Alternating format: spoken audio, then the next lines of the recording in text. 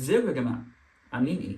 هنتكلم في الفيديو ده على فيلم ايجي بيست. الفيلم بيحكي عن اتنين صحاب حالتهم مش احسن حاجة، متعودين ان هم بيصوروا افلام اول لما بتنزل في السينما وبيبيعوها لاي حد. بتجيلهم فكرة ان هم يعملوا الكلام ده كله بس على موقع معروف، ومن هنا بتبدأ فكرة ايجي بيست. الفيلم ده ويمكن يعني لأول مرة في افلام عيد الفطر من فترة طويلة انا كنت متحمس للفيلم ده، لان طبعا عارف ايجي بيست ومريت بكل اللي حصل فيه من ساعة ما ابتدى والموقع اتشهر جدا وبرده لحد بعد ما قفل والكلام ده كله، وكان عندي فضول فعلا اشوف القصة دي هتتعمل ازاي. ويمكن فعلا تكون دي احلى حاجة في الفيلم بالنسبة لي، ان الفيلم مختلف، حاجة مش متعودين عليها كتير، فكرة الافلام اللي بتخدم قصص حقيقية وبتحكي عن حاجة معروفة، وفكرة ان الحاجة دي انا اكون عارفها ومريت بيها اصلا. كل دي حاجات كانت مخليني فعلا مبسوط من الفيلم، واصلا فكرة ان الفيلم متاخد من قصة حقيقية وان يعني برده دي حاجة عموما ما بتنزلش كتير لوحدها، وفي نفس الوقت يبقى اصلا الفيلم ده نازل في العيد، يعني اصلا دي في حد ذاتها حاجة ما بتتعملش كتير عندنا، بس انها يعني تحصل وفي العيد اللي دايما بتكون الافلام اللي نازله فيه بتكون في الغالب الافلام التجاريه، عشان في الاخر الافلام بتستهدف الجمهور العام وكده. فكل دي كانت فعلا حاجات مميزه الفيلم ده جدا، ومع ان ممكن جدا طبعا يكون اللي حصل في الحقيقه مختلف تماما عن اللي حصل في الفيلم، بس برضه وانا قاعد بتفرج على الفيلم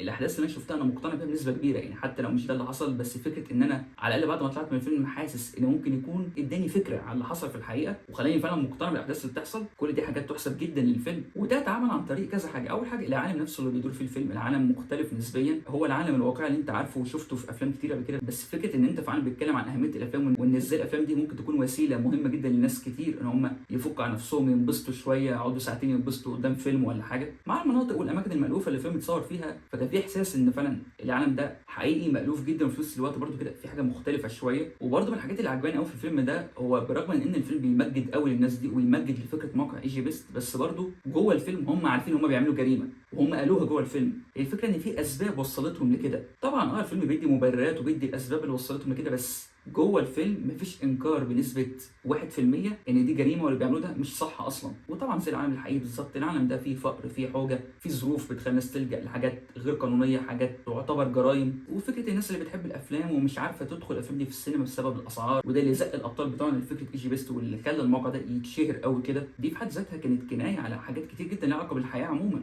وده اللي خلى فعلا ان فكره الفيلم ده كانت حلوه والقصه كانت حلوه والتنفيذ كان حلو بنسبه كبيره. ومش هبالغ يعني فعلا لو قلت ان الفيلم ده ممكن يكون قرب شويه ان هو يرمي اسقاطات سياسيه واجتماعيه على حاجات فعلا متعلقه بالحياه والمجتمع اللي احنا عايشين فيه. وانا بقول قرب، مش ان فعلا الفيلم كان فيلم قوي جدا وفعلا كانت في قصه مكتوبه بشكل قوي جدا وفعلا في اسقاطات ورسائل اتقالت منها. هو يعتبر فيه فعلا رسائل اتقالت في القصه دي ورسائل ظاهره جدا عادي، بس برضه انا مش عايز ابالغ واقول فعلا ان الفيلم كان قوي للدرجه اللي هي، لان برضه الفيلم مش للدرجه دي قوي، بس هنجيلها دي قدام شويه. بس فعلا على الاقل نص الفيلم الاول كله هو فعلا كان بيهيئ لك ان انت ممكن تكون هتتفرج على فيلم قوي جدا، حاجه مختلفه تماما عن افلام العيد اصلا من البدايه عموما في حد ذاتها. طريقه السرد اللي في البدايه الفيلم اولا بيتحرك على طول وبيتحرك بطريقه سريعه جدا بس في نفس الوقت مقنعه. يعني انا على مدار النص الاول بالتحديد انا ما حسيتش بملل خالص، وفعلا الفيلم كان مقنع وكان مسلي جدا في الاول. كفايه بس حركات المونتاج اللي في الاول، طريقه الانترو في حد ذاتها، عشان يعني الفيلم بيتكلم عن موقع ايجي بيست وهاكينج ويب ديزايننج وحاجات زي كده، فطريقه استخدام الانترو عموما مع المونتاج اللي حصل في تلت الفيلم الاول، لا بجد يعني طريقه السرد كانت مبهره جدا. وبرده الحلو اللي هنا ان هم ما عملوش الموقع على طول، لا هو في الاول برغم من سرعه الاحداث لان الفيلم عرف يبني لك اسباب، يبني لك دوافع للشخصيات دي. وحتى برده لما دخلوا ان هم خلاص هيعملوا الموقع ده، الموضوع ما نجحش معاهم من اول مره، بالعكس لا خد وقت فعلا، وفعلا خلاص الموضوع كان تقريبا هيفشل وكانوا هيسيبوه تماما، لحد طبعا بقى الموقع ما بيطلع للنور والناس بقى بتعرفه ويكون بقى ايجي بيست اللي احنا عرفناه. واللي ساعد على كل ده سواء كانت السلاسه في الكتابه، السلاسه في طريقه السرد، الموسيقى التصويريه اللي كانت ضايفه مود فعلا حلو للفيلم، الممثلين برده اللي كانوا كويسين جدا. احمد مالك هو يعتبر عمل نفس الدور، يعني هو الدور مألوف، الدور مش جديد عليه، فهو برده عمل بشكل حلو، بس يعني هو نفس الدور. هو المفاجاه فعلا هنا كان مروان بابلو، مش فكره ان الاداء كان قوي جدا، بس بالنسبه لتجربه لواحد اول تجربه تمثيليه ليه في دور هو يعتبر بطوله، يعني هو الفيلم يعتبر بطوله مشتركه ما بين احمد مالك ومروان بابلو. ففعلا بالنسبه للتحدي ده لا هو فعلا بجد كان عامل اداء قوي جدا. سلمى ابو ضيف برده كانت عامله دور حلو جدا بالذات في النص الثاني، عشان النص الثاني هو اللي حصل فيه تغيرات وحاجات خاصه بالشخصيه بتاعتها هي لوحدها، كانت عاملاها كلها بشكل حلو. ومع ان الفيلم ما يصنفش كوميدي صريح، بس كان فيه مشاهد كوميديه مش قليلين في الفيلم برده بالذات في النص الاول، واللي كان متملكه كان ميشيل ميلاد، واللي مش عارف ان هو كان ليه دور كبير قوي هنا ولا حاجه، بس يعني المشاهد اللي كانت مطلوبه منه ان هو يضحك فيها كان بيضحك فيها. فيه فعلا مشهد بالذات في ثلث الفيلم الاول ده مشهد يعني القاعه كلها كانت بتضحك فيه، لا وضحكت فيه جدا يعني. وعموما النص الاول كان بيلد اب قوي جدا لحاجات المفروض انها كانت هتحصل قدام، وفعلا فكرني بافلام بتخدم قصه حقيقيه من الحاجات اللي احنا بنشوفها بره. ويعني الفيلم حسيته متاثر بافلام من النوعيه دي لمخرجين كبار، مش بقول لك الفيلم ده كان هيكون الفيلم الاوسكاري الاسطوري العظيم والكلام ده كله، بس فعلا النص الاول من الفيلم ده علّى توقعاتي جدًا، ويعني فعلًا حسيت إن أنا باتفرّج على حاجة مختلفة، وفي نفس الوقت برضه مألوفة بشكلٍ ما، وده يحسب جدًا للقصة اللي كان كاتبها أحمد حسني، واللي كان كاتب قبلها بكام شهر فيلم السلم والتعبان الجزء التاني، فمش عارف برضه إيه الفرق الكبير ده، بس يعني الفرق كان ملحوظ، ويحسب جدًا برضه للمخرج مروان عبد المنعم، اللي كان عامل قبل كده مسلسل الصندوق واللي أنا ما شُفتوش، فده كان أول عمل أشوفه ليه،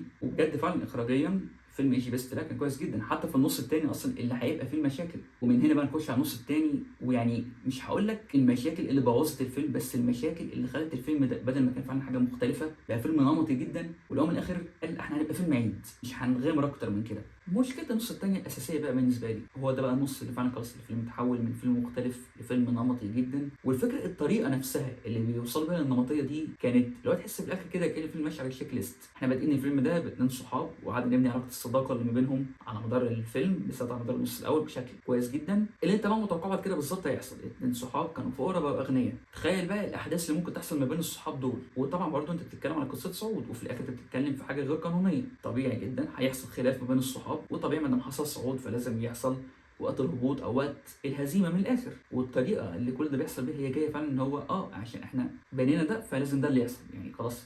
دول 2 صحاب مثلًا بقوا فقرا بقوا أغنيا، فلازم أول حاجة نعملها إيه، لازم نحط ما بينهم خلاف بسبب الفلوس، وبالضبط فعلًا زي ما أنت توقعتها، هييجي فعلًا مشهد كده فجأة يحصل الخلاف اللي ما بينهم عشان الفلوس، عشان طريقة إدارتهم للفلوس، ماشي، مع إن برضه تحس إنها جات فجأة نسبيًا، بس على الأقل أنت مستني هتشوف الكلام ده هيؤدي لإيه بعد كده، وبيحصل نتيجة للكلام ده وكله، بس برضه أنت لمّا المشهد ده بييجي فجأة بيختفي وما بتشوفش حتى أثر للموضوع ده لفترة طويلة، وتحس إن أنتم نسيتوا الموضوع والّا إيه اللي حصل بالضبط في النُص التاني؟ الفيلم أنت بتتكلم بطولة الاتنين الصحاب والست اللي داخلة ما بينهم اللي هي سلمى أبو ضيف، وطبعًا برضه أكيد زي ما أنت توقعت هيحصل خلاف ما بين الاتنين الصحاب بسبب الفلوس، والست اللي هي حبيبة البطل هتدخل ما بينهم، وبرضه بيتهيأ لي كلنا متوقعين دي، ما دام خلاص اتنين صحاب وفي واحدة بتحب واحد فيهم هيحصل مثلث حب، هو ده مش حاجة، هو حتى الطريقة اللي بيبينوا بيها كل ده هي فعلًا بتيجي كده فجأة، دول اتنين يالّا بقى عايزين نبين في مثلث حب عشان تحصل المشكلة أو عشان نبني المشكلة اللي هتحصل، فكرة حبيبة البطل اللي هتبقى السبب إن يحصل مشاكل كتير ما بين الاتنين الصحاب دي كانت حلوة، وعلى فكرة الجزء ده بالتحديد كان مبني بشكل حلو إن فعلًا هيحصل مشكلة بسبب حبيبة البطل، وكان مبني لها بشكل كويس من أول الفيلم، سواء بسبب سلمى أبو ضيف أو حتى بسبب كتابة الشخصية دي، فكرة إن أنت دخلت مثلث الحب ده في النُص يعني هو ده اللي بوّظ الدنيا، مثلث الحب غير إن هو كان نمطي وتقليدي جدًا، مش هاقول لك إن دي أسوأ قصة مثلث حب أنت هتشوفها في أي فيلم اتعمل في الفترة الأخيرة، بالعكس يعني برضه حتى القصة دي برغم إنها برضه بتظهر فجأة حتة مثلث الحب دي، بس برضه بيعرفوا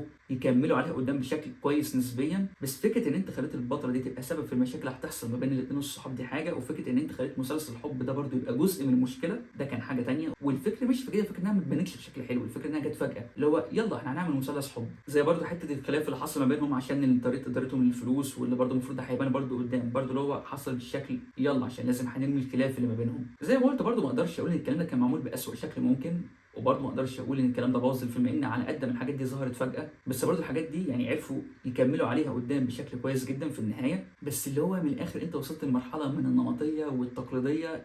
ما كانتش كده في اول الفيلم يعني نص الفيلم الاول ما كانش كده خالص بالعكس نص الفيلم الاول برغم ان هو كان ايقاعه سريع بس كان واخد وقته الاحداث كانت مقنعه كل حاجه كانت مبرره الى حد كبير عكس اللي حصل في النص الثاني بس بعد كل ده برضه بصراحه وبرغم من المشاكل اللي واجهت النص الثاني دي لان برضه هم عرفوا يلموا الدنيا في الاخر بشكل كويس جدا لان كل حاجه سواء كان الفيلم بيبني لها من الاول خالص او حتى الحاجات اللي ظهرت في النص دي وبرضه الفيلم المفروض ان هو كان هيكمل عليها وهم فعلا بينوا نتيجه لكل الحاجات اللي بنوها دي حتى الحاجات اللي كانت جايه بشكل كده عشوائي هم فعلا عرفوا يربطوا كل ده مع بعضه ويوريك نتيجه كل ده بشكل كويس جدا في الثلث الاخير وبرغم برضه من الفيلم برضه في النص الثاني تحس ان هو كان واخد وقته بزياده واللي برضه فجاه في الاخر الايقاع بقى سريع بالزياده وفي احداث كتير بتحصل اولموست توصل لمرحله كروته بس بالرغم من كده هي ما تعتبرش كروته قوي بس بالرغم من كده هي كانت تنفذها بشكل كويس تحت اطار افلام العيد هل كميه الاحداث اللي حصلت في الاخر دي كانت ممكن تكون احسن من كده ممكن يتم تنفيذها بشكل احسن من كده بكتير بس احنا بنتكلم تحت اطار افلام العيد الكلام ده كان ممكن يكون متكروت لا هو اتعمل بشكل كويس جدا بالنسبه ان الاحداث دي كانت ورا بعضها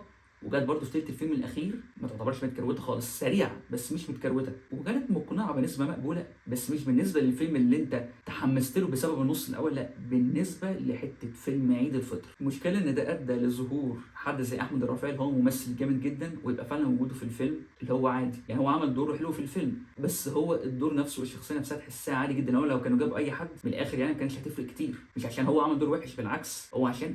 مفيش وقت الدور نفسه مش مكتوب بشكل حلو كميه التحولات اللي حصلت في الاخر دي على قد ما هي كانت مقنعه بالنسبه لفيلم العيد، بس برضه حصلت بشكل سريع، بتحس ان هم من الاخر ما استغلوش وجود احمد الرافع بشكل صح لحد ما بتوصل للنهايه، واللي هي من الاخر النهايه العاديه، ايه النهايه اللي هتناسب افلام العيد. لو كان الغرض من النهايه اللي احنا شفناها دي ومن الفيلم كله ان هو يعني الفيلم يبين لك مدى قرب الاثنين دول ببعض ومدى علاقه الصداقه اللي ما بينهم والكلام ده كله، فالفيلم نجح في ده كويس جدا، وفعلا في احداث كانت بتثبت ده، مش مجرد كلام مثلا بيتقال وخلاص. وهي مشكله مش في النهايه في حد ذاتها، او انها كانت نهايه امنه، او انها كانت النهايه اللي تناسب افلام العيد والكلام ده كله. المشكله ان الفيلم كان بادئ بشكل قوي جدا، وكان بيوعدك ان في حاجات هتحصل، في تغيرات هتحصل، في تحولات هتحصل الشخصيات. والمشكله ان النص التاني بيقول لك فعلا ان في حاجات حصلت، في تغيرات حصلت، وفي احداث بتثبت ان الشخصيات دي اتغيرت، بس مفيش حاجه من دول تحس انها تكمل للاخر، اللي هو انت شفت ده، ده اتغير، طب هو اتغير عشان عمل ايه؟ عمل كذا، بس برضه تحس ان هو في الاخر الفيلم ما عملش حاجه فعلا قويه تثبت لك بجد لا ده فعلا في تغيير حصل، تغيير كبير حصل للشخصيات دي. وبسبب النهايه تحس هو في الاخر طب ماشي يعني الدنيا تمام برضه في الاخر. كل ده بصراحه لو الفيلم ده ما كانش نازل في العيد كان ممكن اقعد اقول لك ان ده فعلا ده عيوب في الفيلم، والفيلم ضيع فرصه كبيره جدا والكلام ده كله. بس برضه انا بالنسبه للفيلم نازل في العيد انا كنت متوقع ايه برضه، ما هو اصل طبيعي افلام العيد دي بتبقى نازله مصممه انها تكون الافلام التجاريه اللذيذه اللي الناس تدخل تقضي فيها وقت لذيذ، مش هنتفزلك، مش هنعمل حبكه معقده، مش هنطلع بره الصندوق من الاخر يعني. وبصراحه بالنسبه لفيلم عيد فالفيلم برضه خد مغامرات مش قليله، عمل حاجه مختلفه نسبيا. وحتى برضو النص الثاني اللي مشي بشكل نمطي جدا هو ما بوظش النص الاول من الفيلم خالص. وبالرغم من مدى سرعه الاحداث اللي في الاخر، وبالرغم من ان برضو الشخصيات على قد ما هم كانوا عايزين يبينوا لك ان هم اتغيروا، وانت فعلا شفت ده في الفيلم، وعلى قد برضو ما انت ما كنتش مقتنع بنسبه 100% بالتغيرات اللي حصلت دي، هي كانت مقنعه بما فيه الكفايه بالنسبه لفيلم عيد لايت شويه من الاخر. في النهايه فيلم ايجي بيست وتجربه تحترم جدا، بالذات ان هو كان نازل في العيد، وبالذات برضه انت بتتكلم على فيلم نازل في عيد الفطر، والفيلم يستاهل اكشاف من الاخر، بس كان ممكن يكون احسن من كده. على الاقل المشاكل اللي كانت موجوده في الفيلم ده كان سبب وجودها مفهوم، لان في الاخر ده فيلم نازل في العيد. وحد 7.5 من 10. وبس كده كنا بنقول على فيلم ايجي بيست. انتوا شفتوا فيلم ولا لسه؟ شفتوه؟ اكتبوا لكم في الكومنتات. لو ما شفتوش روحوا شوفوه، بس قللوا التوقعات شويه، يعني كل ما تقللوا التوقعات كل ما هتنبسطوا اكتر. فروحوا شوفوه واكتبوا لي رايكم في الكومنتات، ورايكم احسن فيلم نزل في عيد الفطر اللي سنه 2026. بس انا اعرف رايكم، ولو عجبكم الفيديو ما تنسوش تعملوا لايك وشير وسبسكرايب وتشغلوا زر الجرس عشان كده كل جديد. اشوفكم الفيديو الجاي ان شاء الله، وسلام.